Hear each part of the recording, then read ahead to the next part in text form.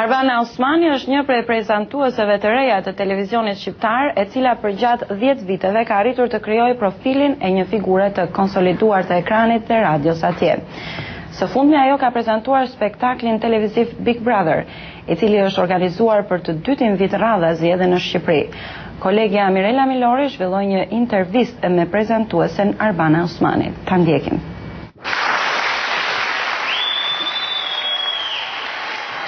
Është organizuar në Shqipëri edicioni i dytë i programit Big Brother Albania, një formulë televizive e cila nuk ka kaluar pa u vënë re nga opinioni dhe shikuesit. Arbana Osmani është një prej prezantueseve të reja por të spikatura në Shqipëri. Me një karrierë 10 vjeçare, ajo së fundmi është paraqitur suksesshëm në drejtimin e edicionit të dytë të formatit televiziv Big Brother Albania. Zënjusha Osmani, si ndjeni mbas një eksperiencë si prezantuese e një formati televiziv si Big Brother? Shkëlqyeshëm, më duhet ta pranoj që suksesi i këtij formati ka qenë jashtëzakonisht i madh, jo vetëm në Shqipëri, por kudo ku ka shqiptar. Është një gjë shumë e bukur kur takon në New York shqiptar, të cilët e kanë parë nga Amerika, nga kaq larg Big Brother dhe janë afeksionuar kaq shumë pas këtij reality show. Jam vërtet shumë e kënaqur për këtë sukses. Në fakt, formate të tilla televizive janë të suksesshëm, por janë edhe të kontestuar për ato që përcjellin tek shikuesi për hir të së vërtetës. Ç'mendoni se solli ky spektakël në ambientin shqiptar?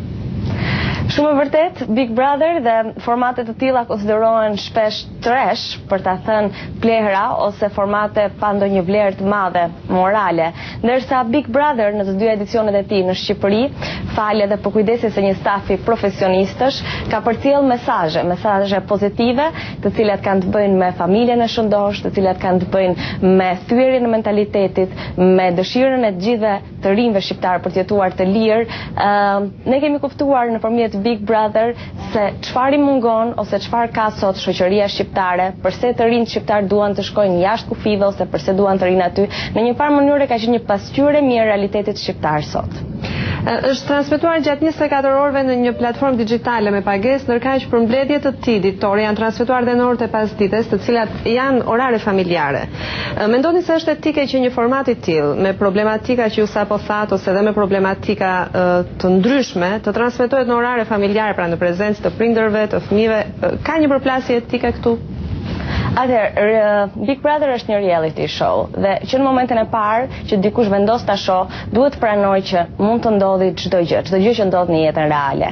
Në platformën digjitale Big Brother është me pagesë, mund të kodohet, prindrit vendosin vetë nëse mund t'ia shfaqin apo jo fëmijëve këtë lloj programi, ndërsa sa i takon përmbledhjeve ditore që jepen në Top Channel kanë qenë tërësisht brenda rregullave etike, natyrisht siç e kërkon televizioni i rregull, televizioni korrekt, kështu që nuk janë shfaqur skena erotike, nuk janë shfaqur fjalë me përmbajtje banale, kështu që ka qenë brenda të gjitha rregullave, po unë besoj që nuk e ka tejkaluar televizioni absolutisht gjë.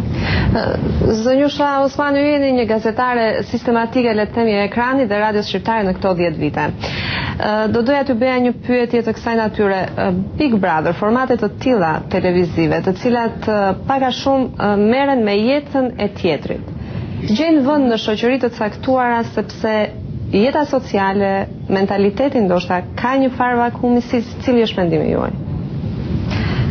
Pa diskutim që kjo është, nga ana tjetër të gjithë ne shpesh herë na ndodh që të jemi kaq shumë të lodhur, të stresuar, duam të shohim në ekran gjëra të bukura, duam të shohim në ekran gjëra argëtuese, ndoshta ndonjëherë duam të shohim më tepër në ekran ëndrrën se sa të vërtetën.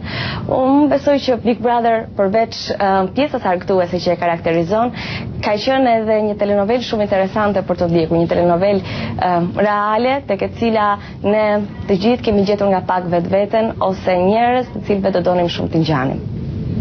Atëherë, vini nga një prezantim i suksesshëm në një spektakël suksesshëm në Top Channel e diell, vazhduat me Big Brotherin, përsëri një sukses juaj personal, cilat janë projektet tuaja për të ardhmen? Pa diskutim që në ardhmja besoj është e lidhur me Top Channel, një televizion ku unë gjendem shumë mirë, do të vazhdoj të qëndroj aty, ka projekte të reja, ka një sezon të ngjeshur të ri televiziv në shtator, do të shohim se çfarë do të ndodhë. Zënjusha Osmani, faleminderit që ishit me ne. Faleminderit, ishte një kënaqësi.